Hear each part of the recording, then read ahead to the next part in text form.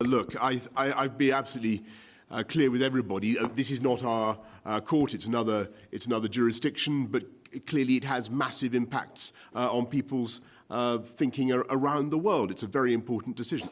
As news of the U.S. Supreme Court reversing Roe v. Wade made its way around the globe, leaders on the international front have been chiming in with their insight. And the apparent consensus may somewhat surprise you. Welcome into TYT's Overruled. I'm legal analyst Adrienne Lawrence.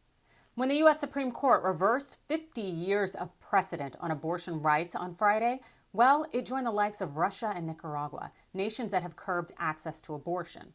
Leaders abroad, they took to the mics to share their thoughts. And let's talk about what that looked like. First, UK Prime Minister Boris Johnson. I've got to tell you, I think it's a big step backwards.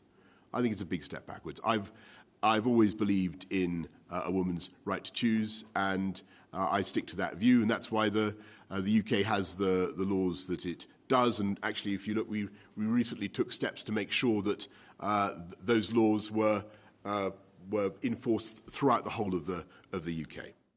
That's right. The leader of a conservative party recognized that reversing protections for abortion rights is a regressive approach.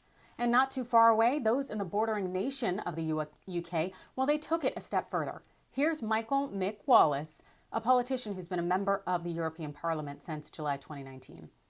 A woman's right to choose is a human right. Why are we so quiet about challenging the US when they threaten human rights?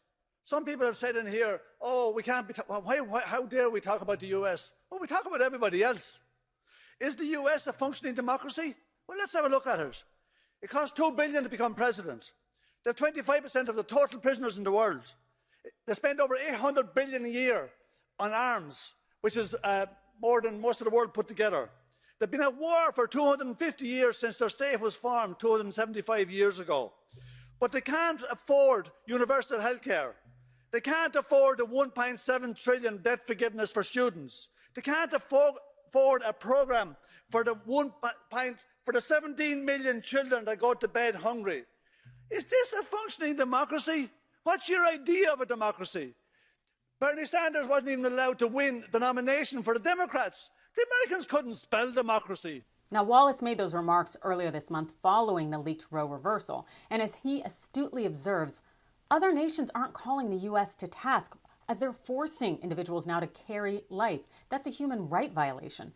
And given that the U.S. has long been this purported arbiter of human rights violations, it seems the hypocrisy is glaring.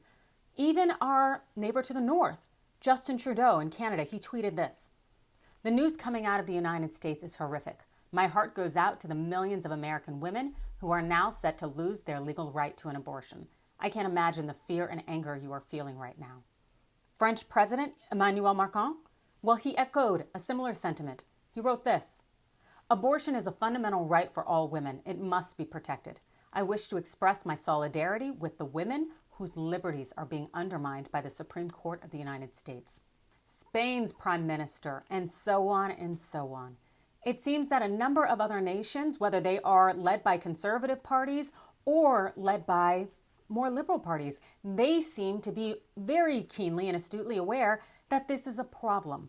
Seeing the U.S. Supreme Court reverse Roe v. Wade and give the states the right to make the decision means that we are going to see a host of human rights violations.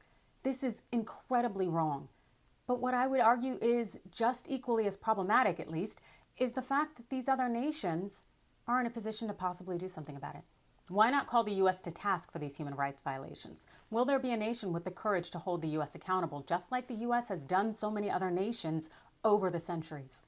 You let me know in the comments below. Hit that like and follow button. And thanks for watching.